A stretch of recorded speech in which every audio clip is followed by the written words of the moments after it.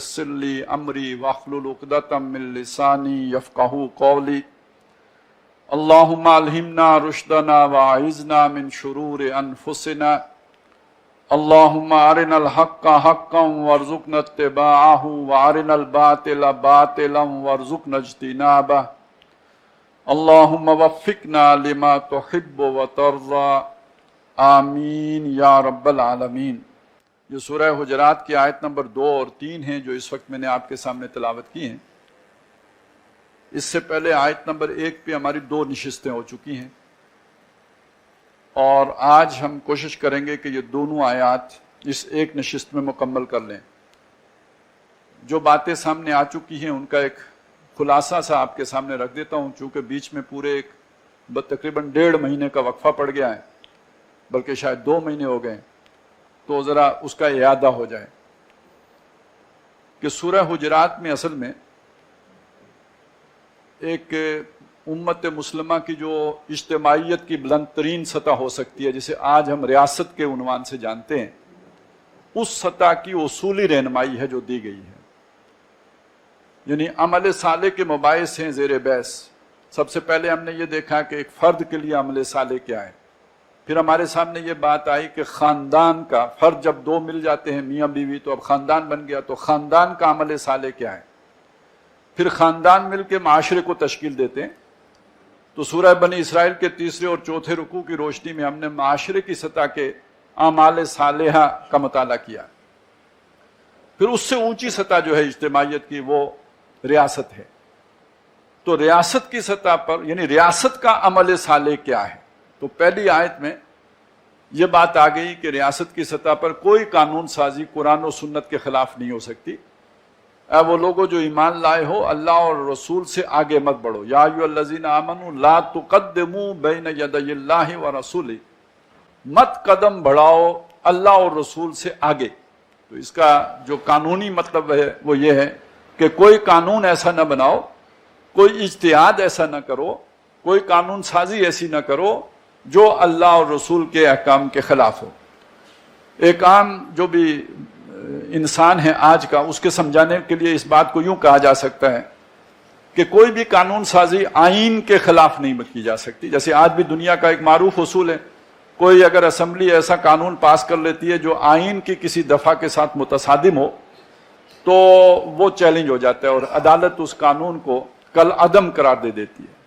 बिल्कुल यही मुतालबा अल्लाह का है कि तुम जो भी कानून बनाओ अल्लाह और रसूल के ताबे बनाओ। इसकी जो ताबीर होगी वो क्या होगी, यानी कुरान और सुन्नत के ताबे। अल्लाह की बात कैसे मालूम होगी, वो कुरान से मालूम होगी। रसूल की बात कैसे मालूम होगी, सुन्नत से मालूम होगी। तो कोई ऐसा कानून ना बनाओ जो कुरान और सुन्नत के मुतसादिम हो, और अगर कोई बनाएगा तो कोई अथॉरिटी ऐसी होनी चाहिए कि जहां पर उस कानून को चैलेंज करके तो उसे कल अदम करार दिलाने का अमल का आगाज किया जा सके। तो पहली बात तो यह, इस पर हमारी 2 नशिस्तें हो चुकी, मैंने तो इस वक्त आपके सामने खुलासा रखा है। अब दूसरी बात जो है रियासत की सतह पर, उसके लिए जो 2 आयात हैं अभी मैंने जिनकी तिलावत की है, पहले उनका तर्जमा कर लेते हैं, फिर उनकी एक मुख्तसर तशरीह कर लेते हैं, उसके बाद उनको इस चीज के साथ यानी रियासत की सतह पर जोड़कर हम देखेंगे कि उसका क्या मकाम और मर्तबा बनता है। तो पहले तर्जमा करते हैं। वो लोगों जो ईमान लाए हो, मत बुलंद करो अपनी आवाजों को नबी सल्लल्लाहु अलैहि वसल्लम की आवाज पर, और न उनको पुकारो ऐसी करख्त आवाज में जैसे तुम एक दूसरे को पुकार लेते हो, चीख कर या चिल्ला कर जैसे तुम एक दूसरे को पुकार लेते हो, कहीं तुम्हारे सारे आमाल अकारत न चले जाएं और तुम्हें पता भी न चले। बेशक वो लोग के जो अपनी आवाजों को अल्लाह के रसूल के पास पस्त रखते हैं, यही वो लोग हैं कि जिनके दिलों को अल्लाह ताला ने तकवा के लिए चुन लिया है। उनके लिए बख्शिश है और बहुत बड़ा अजर है। जो भी दीन से कोई रगबत रखता है, मस्जिद में उसका आना जाना है, बहुत नहीं तो कुछ न कुछ खुतबा जुमा जो है वो सुनता है, तकरीर जो जुमे के दिन होती है, तो मुझे यकीन है कि उसने अपने मस्जिद के खतीब से ये आयात जरूर सुनी होंगी, अक्सर व बेशतर इनका तज़किरा होता है, सीरत के जलसों में भी इसका जिक्र आ जाता है। फिर ये कि कहीं कोई तौहीन का वाक़या हो तो उसके हवाले से भी ये आयात जो है वो ज़ेर बहस आ जाती हैं।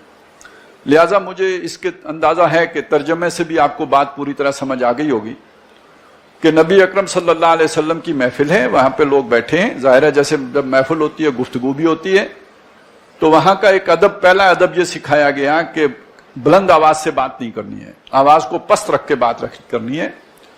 यानी जो नबी सल्लल्लाहु अलैहि वसल्लम की आवाज़ की सतह है, बाकी लोगों की आवाज़ की बुलंदी उससे कमतर होनी चाहिए, उससे ऊपर आवाज़ बुलंद नहीं होनी चाहिए।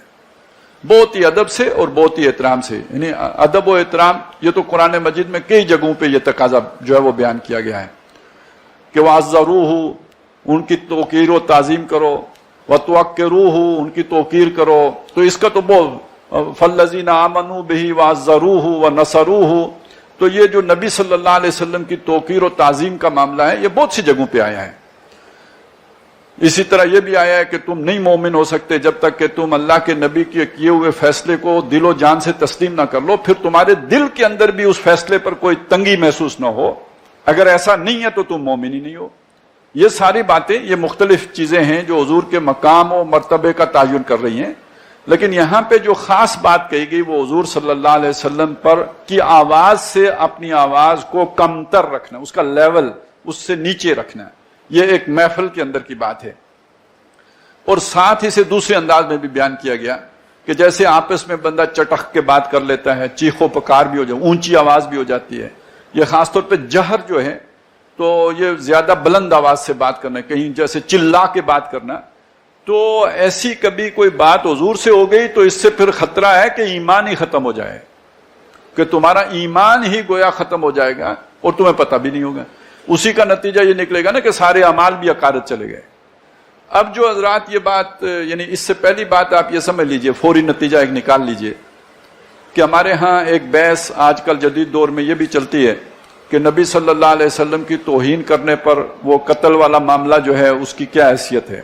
तो बिल्कुल टेक्निकली बात को समझ लीजिए कि नबी सल्लल्लाहु अलैहि वसल्लम की तौहीन जो है कुरान मजीद के ये मकाम वाजे कर रहा है कि उसके नतीजे में आमाल सारे अकारत हो जाते हैं, जिसका मतलब क्या, ईमान जायल हो गया। ईमान जायल हो गया तो इर्तिदाद हो गया, मुर्तद हो गया। तो मुर्तद तो है ही वाजिब कत्ल। मतलब आपके सामने एक बिल्कुल सिंपल सा एक जो है ना वो इस्तिदलाल है जो सामने आ जाता है। अगर हम दीन की रूह को मानते हों तो उसमें यह नतीजा सामने आ, अगरचे कि मैंने बाद में इस पर फिर बात करनी है, लेकिन यहां पे बस इतनी बात समझ लीजिए कि इसके नतीजे में सारे अमाल अकारत चले जाएंगे। तो पहली बात यह है कि नबी सल्लल्लाहु अलैहि वसल्लम का मकाम और मर्तबा अहले ईमान की नजर में यह होना चाहिए। अब दूसरा इसमें एक मसला यह है कि बाज लोग इस पे एक इश्काल में मुब्तला हो सकते हैं, उन्हें इसके हवाले से एक मुश्किल पेश आ सकती है कि यह तो मामला है नबी सल्लल्लाहु अलैहि वसल्लम की महफिल का, और ये हुक्म खास है उन लोगों के लिए जो हुजूर की महफिल में बैठा करते थे। तो हमें तो वो यानी मुयस्सर ही नहीं है। हम जब बैठे होते हैं तो हुजूर सल्लल्लाहु अलैहि वसल्लम तो मौजूद नहीं है। लिहाजा एक एतबार से ये जो हुक्म है, ये इससे हम गोया बर्री जिम्मा हो गए कि ना हमें हुजूर सल्लल्लाहु अलैहि वसल्लम की महफिल मुयस्सर है और ना इस अदब को जो है वो इख्तियार करने का हमारे लिए कोई मौका है। लेकिन उलमा ने इस पर यह बात लिखी है कि ठीक है, वो तो ये एक तकाजा था ना कि आवाज बुलंद नहीं करनी। अब इस पर कियास करते हुए आपके सामने कुछ और बातें भी हैं आएंगी। मसलन उनमें से एक ये है कि आपको ये पता चल गया किसी मामले में कि इस मामले में नबी सल्लल्लाहु अलैहि वसल्लम की राय ये है। मसलन खाना खाना है तो हुजूर का अमल या हुजूर का हुक्म ये है कि आपने दाएं हाथ से खाना है। अब फर्ज करें मैं वैसे ही लेफ्ट हैंडेड हूं और मुझे बचपन से आदत पड़ी हुई है कि मैं बाएं हाथ से खाता हूं। अब मुझसे मैंने दाएं हाथ से खाने की मुझे आदत ही नहीं है, बाएं हाथ से ही खाना मेरा काम है और खाता रहा हूं।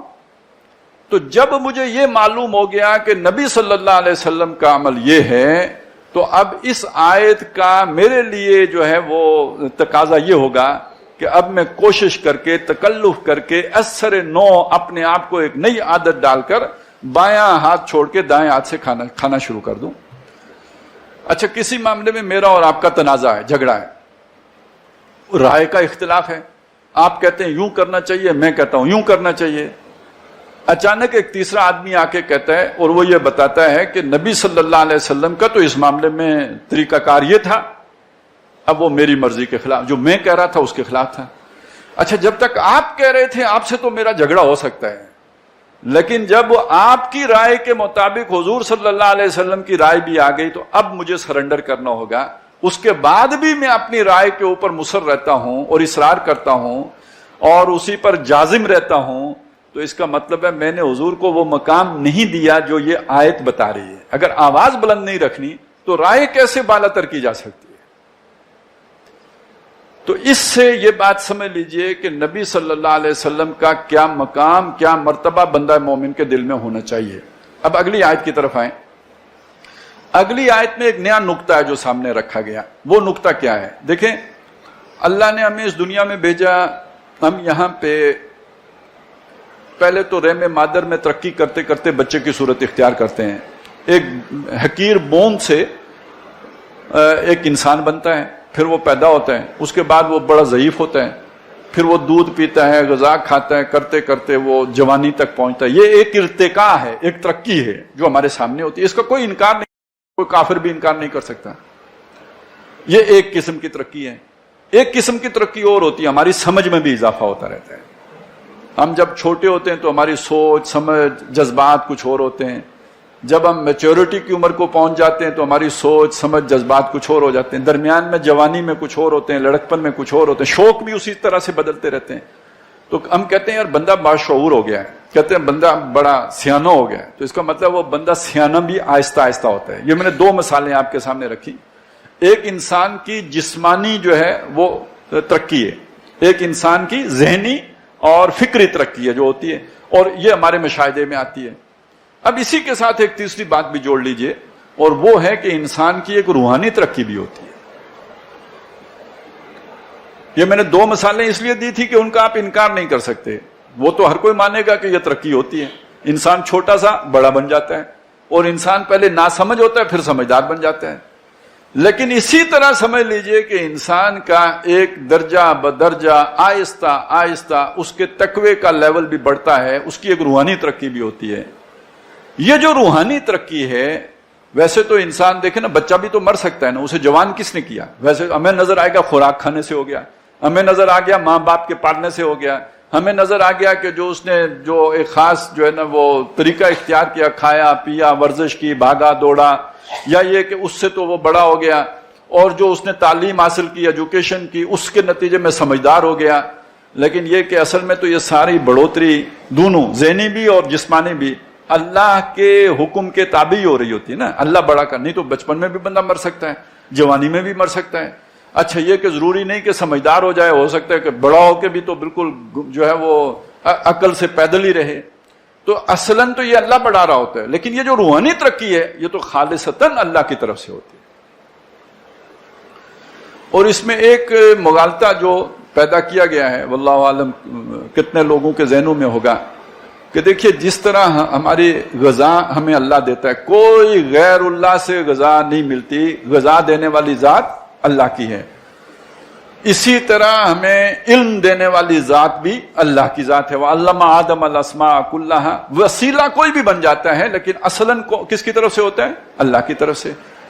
یہ تقویٰ جو درجہ بدرجہ بڑھتا ہے, یا تقویٰ کے امتحان میں انسان آگے جاتا ہے, یہ تو خالصتاً اللہ کی طرف سے ہوتا ہے. اب وہ جو بیچ میں بات آتی ہے نا, کسی کا فیض ہے اور کسی کی نظر کرم ہے, تو اس حد تک کہ چلیں کسی نے جو ہے وہ محنت کی ہے, کسی نے توجہ دلا, اس حد تک بات مان لینے میں کوئی حرج نہیں ہے. لیکن اصل بات یہ ہے کہ فیض کس کا ہے؟ اللہ کا فیض ہے. نظر کرم کس کی ہے؟ اللہ کی نظر کرم ہے. ہم ہدایت کس سے مانگتے ہیں؟ اہدنا الصراط مستقیم کس سے کہتے ہیں؟ ہم اللہ سے کہتے ہیں. تو جب صراط مستقیم پر چلنے لگ گئے تو کس نے چلایا؟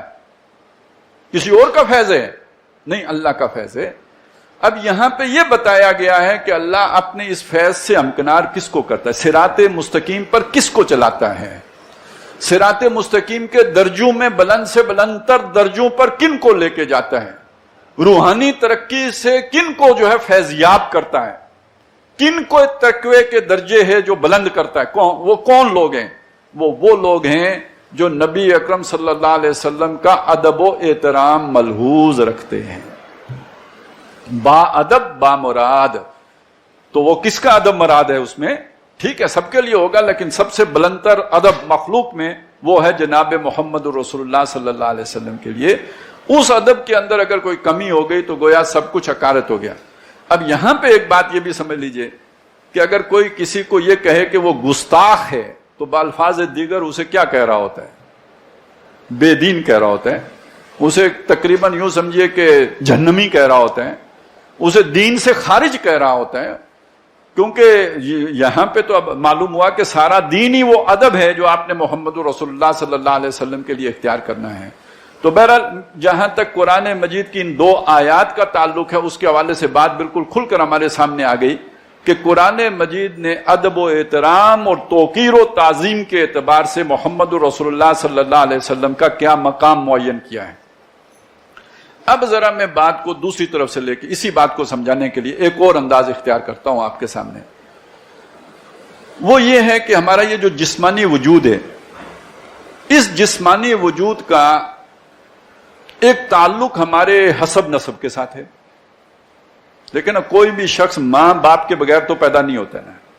پھر اس سے پیچھے اس کے 2 جو ہے لڑیاں چل پڑتی ہیں. یہ ننیالی تعلق ہے اور یہ ددیالی تعلق ہے. یہ اسی ماں باپ سے ہی بنے گا نا. اور یہ پہنچے گا کہاں؟ آدم علیہ السلام تک، اما ہوا تک. یہ پوری انسانیت گویا اس ایک یعنی رشتے میں جڑی ہوئی ہوگی. وہ اس اعتبار سے بھائی بن گئے، بہن بھائی ہو گئے سارے انسان کے اولاد آدم ہیں. یہ خونی رشتہ ہو گیا.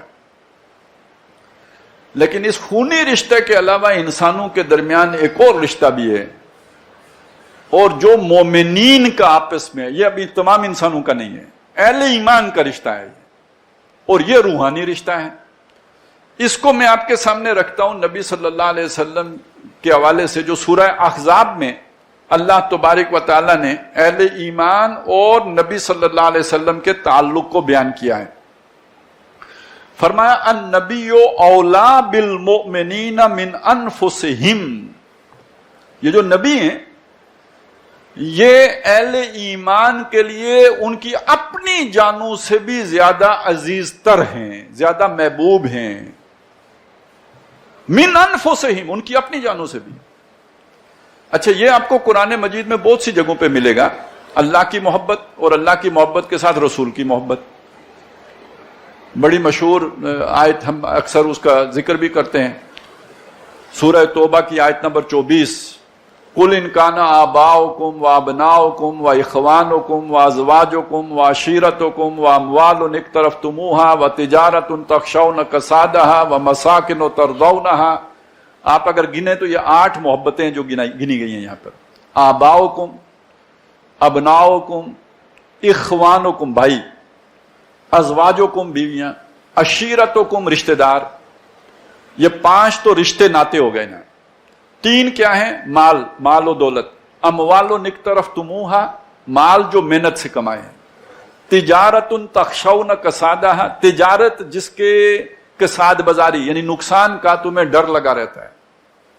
مساکن، مسکن کی جمع مساکن یعنی جہاں رہائش ہوتی ہے، سکون جہاں جا کے پکڑتے ہیں. مساکن ہو ترضونہا، جو تمہیں بہت پسند آتے ہیں، جہاں تمہارا دل جا کے چین میں آ جاتا ہے. ایسٹ اور west, home is the best. یہ جو تمہارے گھر ہیں، یہ 8 محبتیں ہو گئی نا. 5 رشتہ داریوں کی محبتیں اور 3 جو ہیں وہ مال و اسباب کی محبتیں. ان کے مقابل اللہ نے 3 محبتیں بیان کی ہیں. فرمایا احب الیکم، اگر یہ 8 تمہیں محبوب تر ہیں، زیادہ پیاری ہیں، من اللہ، اپنی محبت اللہ نے بیان کی، ورسولہ، اور رسول کی محبت، وجہاد فی سبیلہ، اور اللہ کی راہ میں جہاد کرنے کی محبت. فتربصوا، تو جاؤ. یعنی اب اللہ کو تم سے کوئی سروکار نہیں ہے. یہ خیال بھی اپنا لاؤ کہ اللہ تمہاری انگلی پکڑے گا اور امتحان پہ چلائے گا صراط مستقیم، نہ. جاؤ اور انتظار کرو کس چیز کا؟ موت کا. حتی یاتی اللہ امری، یہاں تک کہ اللہ کا فیصلہ آ جائے، یعنی موت آ جائے. امتحان میں تم یہی ناکام ہو گئے ہو، ختم. اگلے پیپر میں بیٹھ ہی نہیں سکتے. واللہ لا یہدی القوم الفاسقین، ایسے فاسقوں کو اللہ ہدایت نہیں دیتا. یہ فسق ہے، یہ ظاہری فسق نہیں ہے، یہ باطنی فسق ہے. آپ کو محبوب کون ہے؟ وہ 8 چیزوں میں سے کوئی چیز، یا اللہ، رسول اور اللہ کی راہ میں جہاد. اب دیکھیے دوسرا مقام دیکھیے سورہ بقرہ، والذین آمنوا اشد حبا للہ، اور ایمان والوں کو سب سے شدید محبت اللہ کی ہوتی ہے. اب محبت تو اللہ کی ہوتی ہے، یہ رسول کی محبت کدھر سے آ گئی؟ اس لیے کہ وہ اللہ تعالی نے انہیں مامور کیا ہے اپنا محبوب بنا کے. تو جس سے آپ کو محبت ہے تو اس کے ساتھ سب سے زیادہ محبت کرنے والی ذات اللہ کے رسول کی ہے. تو اس سے آپ کو کیوں نہیں محبت ہوگی؟ اچھا، ساتھ اس کے جہاد کی محبت کہاں سے آ گئی؟ یہ تو محبت زبانی دعوے ہیں نا، یہ میں بھی کر سکتا ہوں، آپ بھی کر سکتے ہیں.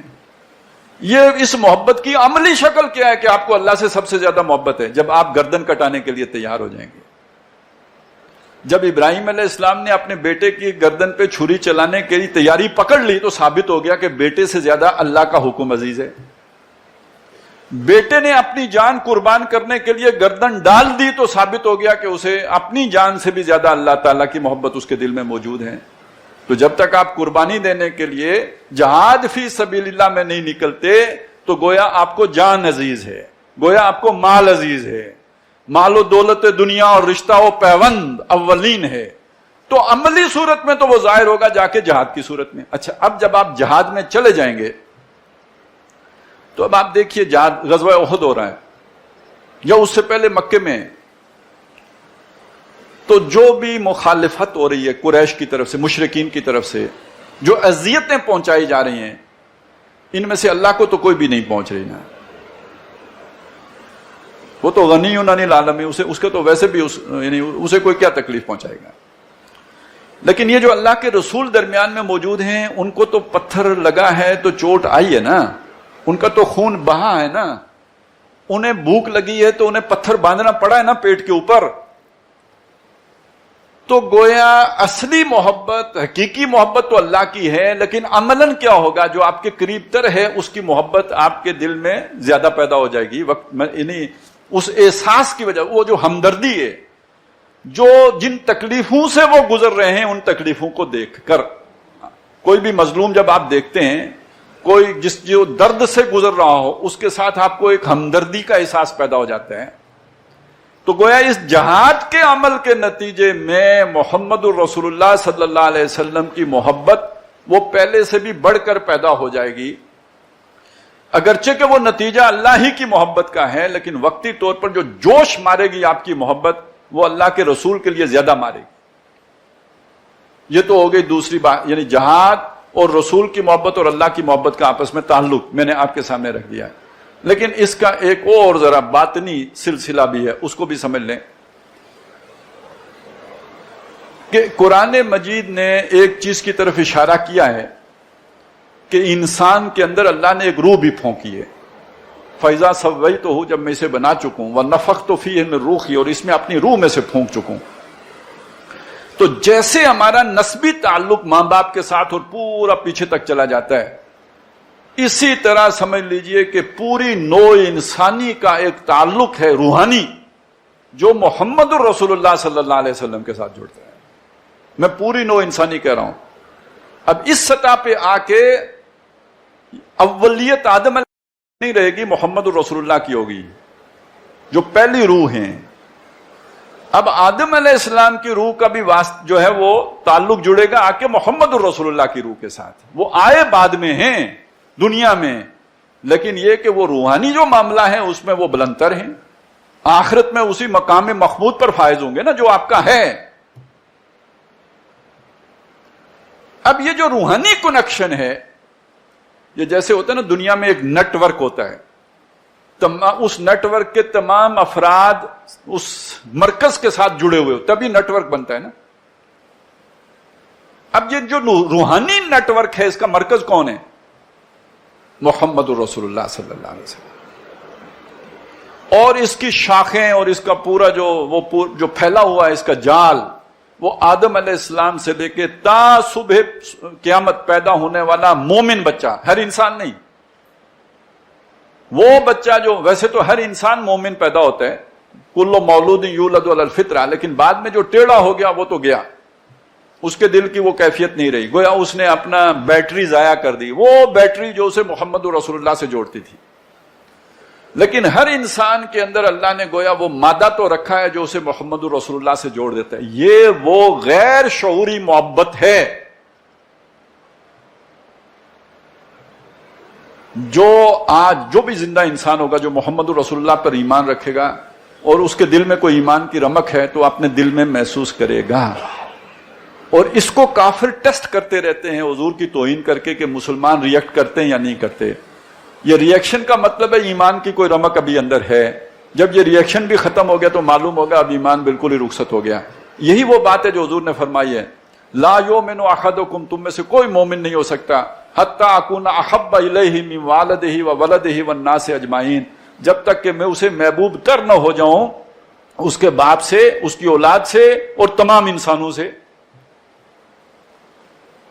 اچھا، ایک اس کا نفسیاتی پہلو بھی ہے، یہ ایک تو میں نے آپ کے سامنے روحانی پہلو رکھ دیا ہے، لیکن ایک اس کا نفسیاتی پہلو بھی ہے۔ نفسیاتی پہلو کیا ہے؟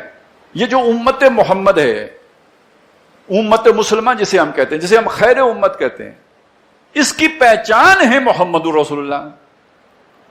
پہچان کا مطلب یہ نہیں، سمجھ لیجئے پہلے، جیسے میں نے جسمانی وجود کا ذکر کیا، ہماری پہچان ہمارے ماں باپ ہوتے ہیں جو ہمارے وجود کو جواز فراہم کرتے ہیں۔ ماں اون کرتی ہے یہ میرا بچہ ہے، اور باپ کہتا ہے ہاں یہ میرا بچہ ہے۔ کسی اس آدمی کا تصور کریں کہ جو کسی کو اپنی ماں باپ سمجھ رہا ہو اور 8 10 12 کسی عمر کے کسی حصے میں اسے پتا چلے نہیں ان میں سے میرا کوئی ماں باپ نہیں ہے، اور میرے ماں باپ کون ہیں مجھے پتا نہیں ہے، وہ کس نفسیاتی کرب سے گزرے گا ذرا آپ اندازہ لگائیں۔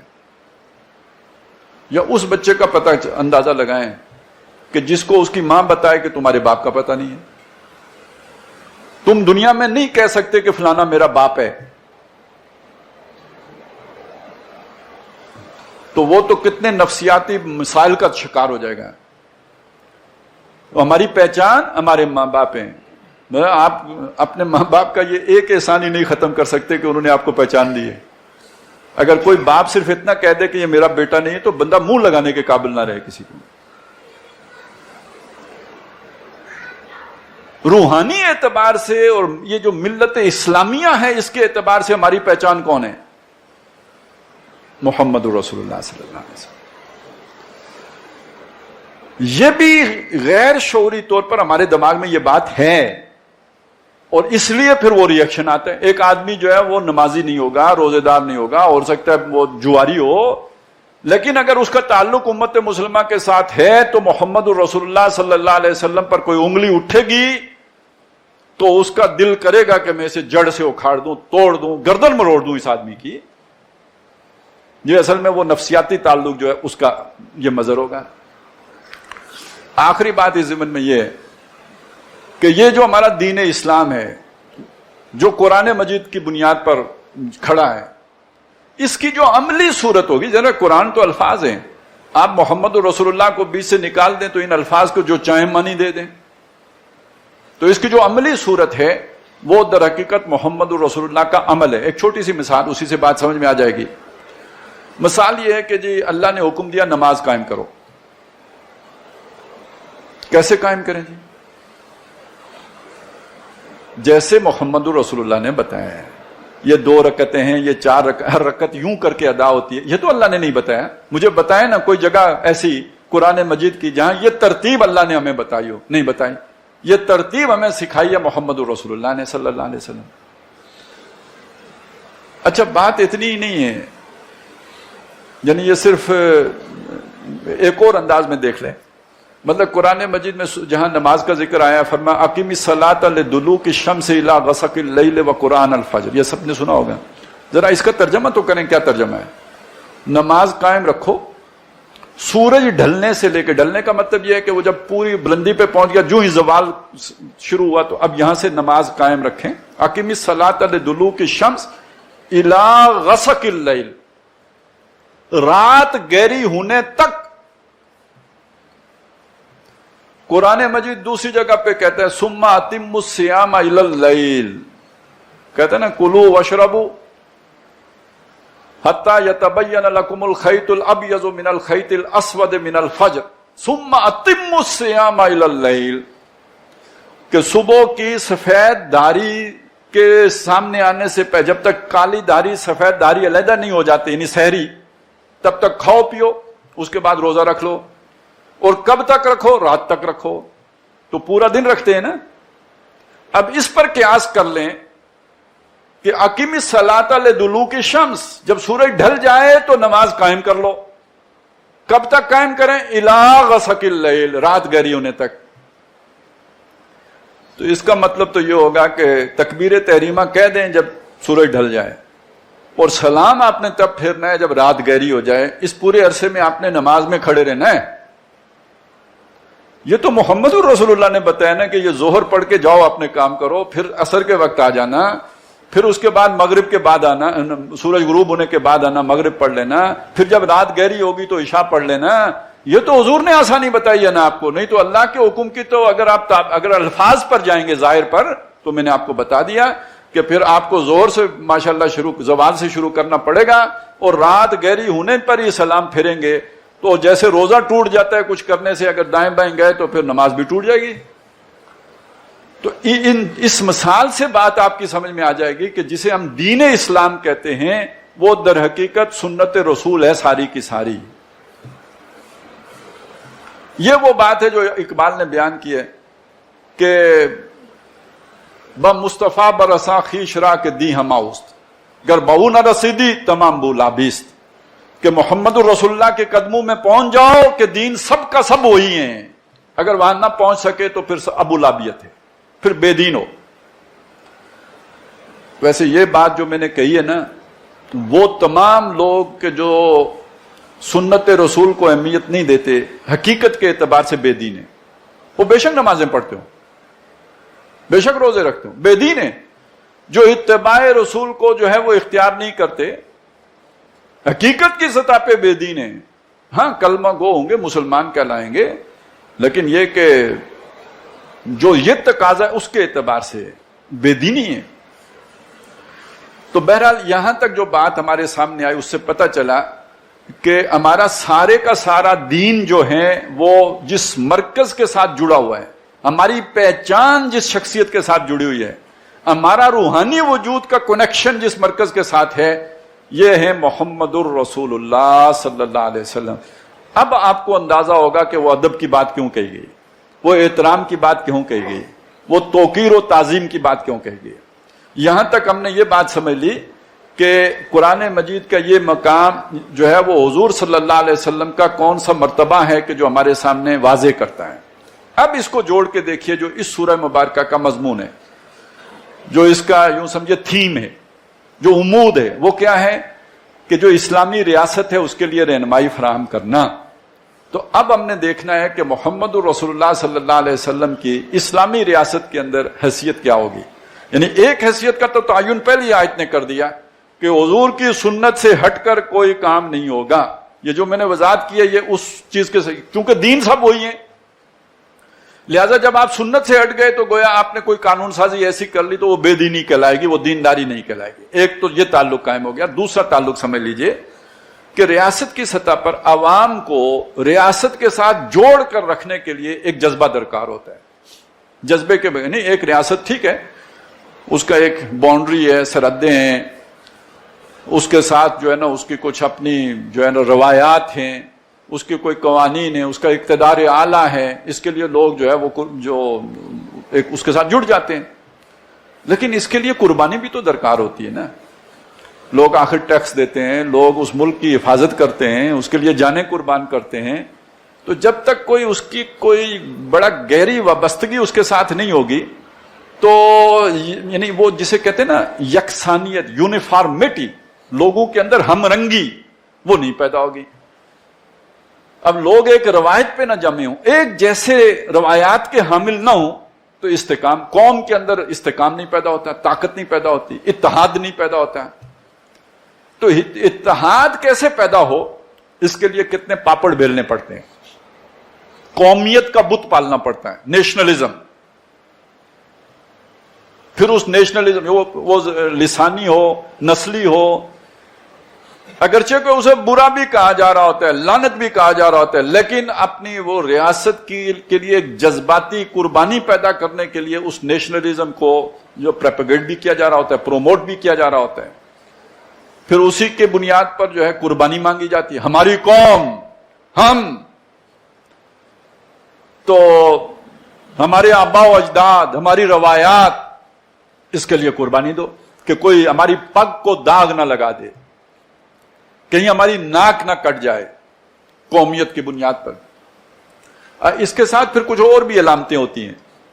آپ نے پتہ نہیں سوچا ہوگا یا نہیں سوچا ہوگا, یہ پوری دنیا میں قومی ترانہ کیوں ہوتا ہے؟ ایک جذباتی کیفیت, اس قومیت کے ساتھ جوڑنے کے لیے ایک ترانہ ہوتا ہے, ایک حمد ہوتی ہے, ایک ثنا ہوتی ہے جو لوگ پڑھتے ہیں اور اس سے وہ جذبہ حاصل کرتے ہیں جو انہیں اس قوم کے ساتھ جوڑتا ہے, اس کی روایات کے ساتھ جوڑتا ہے, اس کے ساتھ ایک محبت پیدا کرتا ہے, ایک جذباتی وابستگی پیدا کرتا ہے. یہ قومی ترانہ ہوتا ہے. کوئی اور بھی قومی چیز ہوتی ہے؟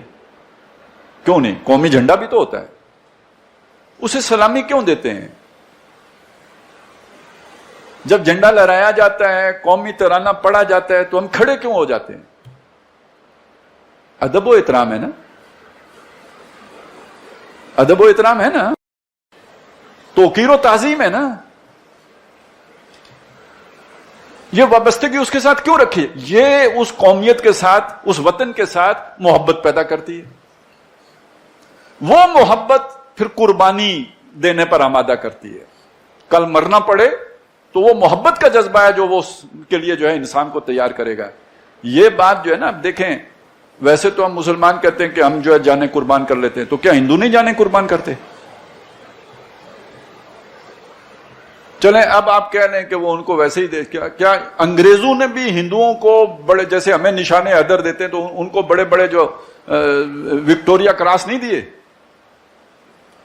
کیا جاپانیوں نے اپنی قوم کی خاطر, اپنے ملک کی خاطر, اپنے وطن کی خاطر خودکش حملے نہیں کیے؟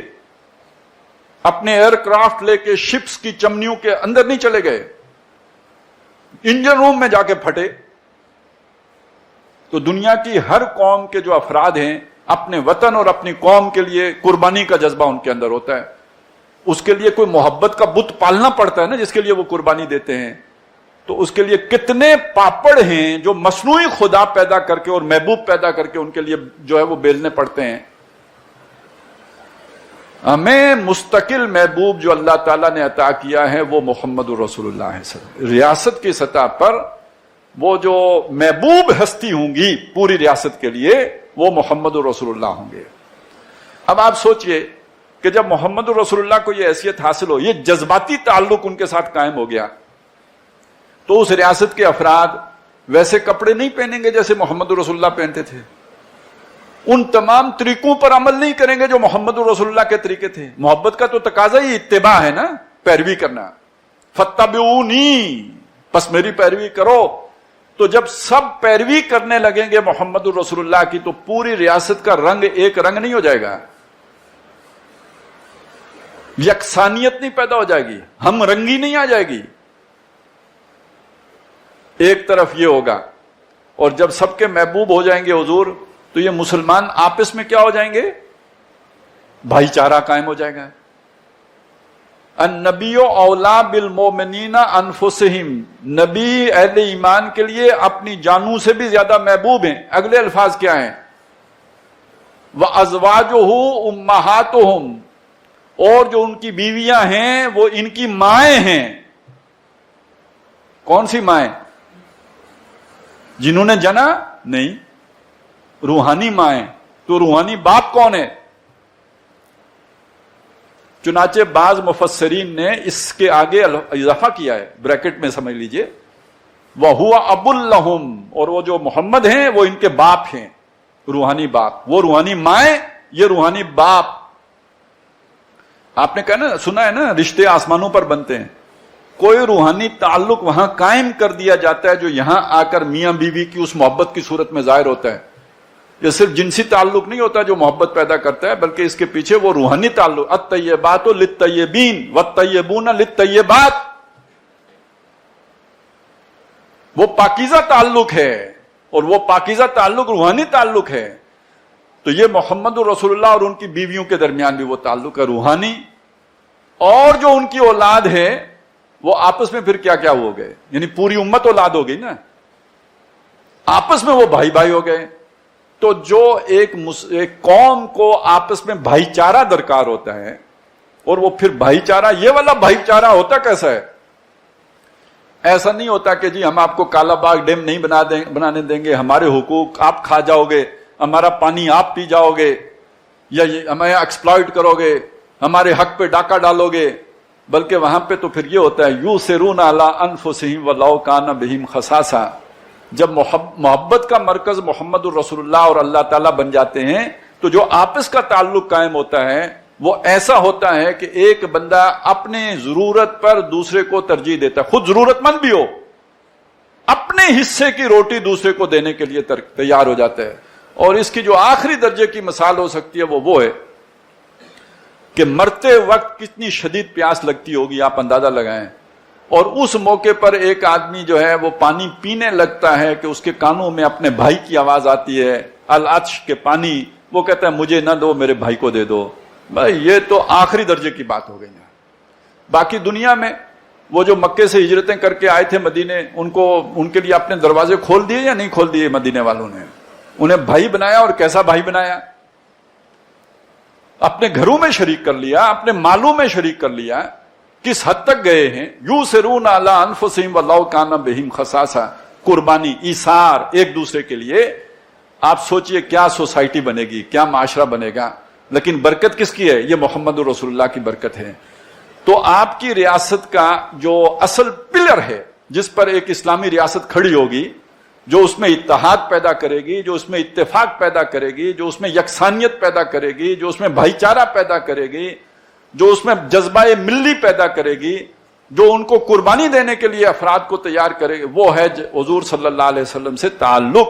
لہذا جو دوسری یہ دو آیات ہیں جنہوں نے واضح طور پر یہ چیز ہمارے سامنے رکھ دی کہ محمد الرسول اللہ صلی اللہ علیہ وسلم کی اسلامی ریاست میں کیا اہمیت ہوگی. ویسے شخصیات ہر دور میں تراشی گئی ہیں باقاعدہ, یعنی میں نے تو کچھ وہ جھنڈے کی مثال آپ کو دے دی, یہ مثال آپ کو دے دی کہ جی ترانہ بھی ہوتا ہے. اسی طرح سمجھ لیجئے کہ شخصیات بھی ہوتی ہیں جو تراشی جاتی ہیں. آپ سنتے ہیں چائنا میں ایک شخصیت ہے ماؤ زیتونگ کی, اس کے بقایا امیج بنایا جاتا ہے نا کہ کوئی شخصیت ہو جس کے ساتھ لوگ جڑیں. ہندوستان میں کسی زمانے میں شخصیت تھی گاندھی کی, مہاتما گاندھی. تو کوئی مہاتما ہو نا جس کے ساتھ لوگ آ کے جڑیں. ہمیں اللہ تعالیٰ نے دائمی محمد الرسول اللہ صلی اللہ علیہ وسلم کی شخصیت عطا کر دی. یہ کوئی وقتی کوئی نیا ہمیں بت تراشنے کی ضرورت نہیں ہے. ہمارے لیے مستقل محمد الرسول اللہ صلی اللہ علیہ وسلم مرکز ملت ہیں, پوری ملت کو جوڑنے والے اور ان پر جمع ہونے والے. اور اب اگر یہ دو باتیں سمجھ میں آ گئی ہیں, اللہ کی محبت, رسول کی محبت, اس کی جگہ پہ جو محبتیں پیدا کی جاتی ہیں, وَمِنَ النَّاسِ مَن يَتَّخِذُ مِن دُونِ اللَّهِ أَندَادًا, اور لوگوں میں وہ بھی ہیں کہ جو اللہ کو چھوڑ کر اس کے ضد و ند بنا لیتے ہیں. يُحِبُّونَهُمْ كَحُبِّ اللَّهِ, پھر ان سے محبت کرتے ہیں جیسے اللہ سے محبت کرنی چاہیے. تو یہ قوم پرستی بھی تو پھر کس کی جگہ پہ آئے گی؟ یہ وطن پرستی کس کی جگہ پہ آئے گی؟ اور ہو سکتا ہے برا لگے, لیکن جب اللہ کی ہم پرستش کرتے ہیں نا, اللہ کی محبت میں اس کی پرستش بھی تو ہوتی ہے نا.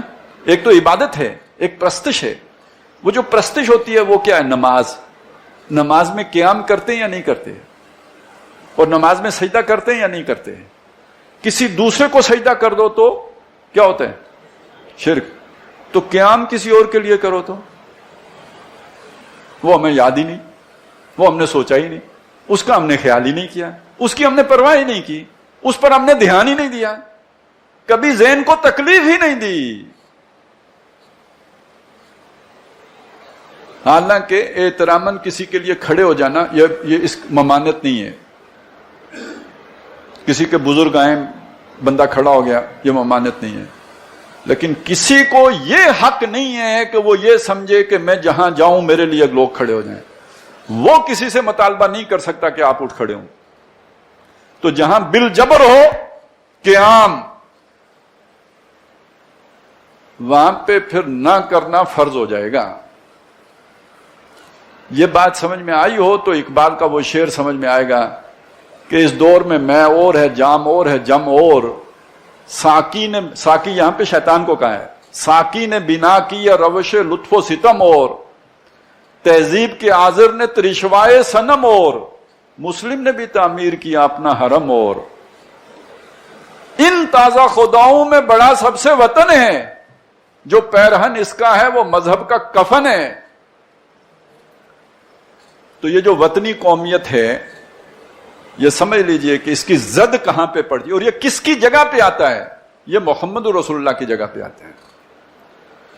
इसलिए वो रियासतें जो वतनी कौमियत की बुनियाद पर खड़ी हैं, वो रिसालत के इस मेयार को मानने के लिए कभी तैयार नहीं होंगी और वो हमें चेक करते रहते हैं। ये अलग बात है, बदकिस्मती हमारी है कि हमने उनकी पैरवी में अपने लिए भी उसी वतनियत ही को हिर्ज़े जां बना लिया। लेकिन हमारे अंदर अल्हम्दुलिल्लाह अभी भी वो इश्क रसूल मौजूद होता है कि जो कभी कभी अपना इजहार कर देता है, जिससे उनको बड़ी मायूसी होती होगी। लेकिन बहरहाल ये भी खुशी की बात है। अलबत्ता ये बात उसके साथ समझने की है कि जैसे सजदा गैरुल्लाह को नहीं किया जा सकता, ऐसे ही गैरुल्लाह के लिए जबरी क़याम भी नहीं है। जहां पे इसका जबर हो वहां पे फिर उसका इनकार करना लाजिम है, ना कि उसका इजहार करना, ना कि उसके ऊपर अमल पैरा होना। तो बहरहाल ये 3 आयत का हमारा मुताला मुकम्मल हो गया। पहली आयत में हमारे सामने यानी यूं समझिए कि आइन की बुनियादी असास बयान हो गई थी कि कोई कानून कुरान और सुन्नत के खिलाफ नहीं बन सकता। और ये दूसरी 2 आयत में हमारे लिए यानी ये रहनुमाई दे दी गई कि इस्लामी रियासत के में मरकज़ मिल्लत की हैसियत मोहम्मदुर रसूलुल्लाह सल्लल्लाहु अलैहि वसल्लम को हासिल होगी, जो किसी भी रियासत की ज़रूरत होती है। अल्लाह ताला हमें इस बात को समझने की भी तौफीक अता फरमाए, फिर इसे याद रखने की भी हमें हिम्मत दे, तौफीक दे। और उसकी एक ही सूरत है कि हम ये बातें दूसरों को सिखाएं, और कुछ नहीं तो अपने बच्चे को सिखा दें, अपने भाई को सिखा दें, अपने दोस्त को के सामने डिस्कस करें। इससे ही हमारे दिमाग में मुस्ताज़र रहेंगी। नहीं तो यहां सुना है, आपको अच्छी भी लगी होगी, लेकिन ये कि चंद दिनों की बात होगी, आप अपने कारोबार में पढ़कर, अपने दुनिया के धंधों में जो भी होते हैं बड़ी रोजमर्रा के, उसमें पढ़ के ये बातें ज़हन से निकल जाएंगी। लेकिन अगर हम इनको प्रोपेगेट करने वाले बन जाएंगे, डिस्कस करेंगे, दूसरों के सामने बयान करेंगे, फिर ये हमारी सोच का, हमारी फिक्र का हिस्सा बन जाएंगे। अल्लाह ताला इन्हें हमें जो है वो याद रखने की, दूसरों तक पहुंचाने की, और इनको हिर्ज़े जां बनाकर इनके मुताबिक अमल करने की तौफीक अता फरमाए। अक़ूलु क़ौली हाज़ा व अस्तग़फ़िरुल्लाह ली व लकुम व लिसाइरिल मुस्लिमीन वल मुस्लिमात।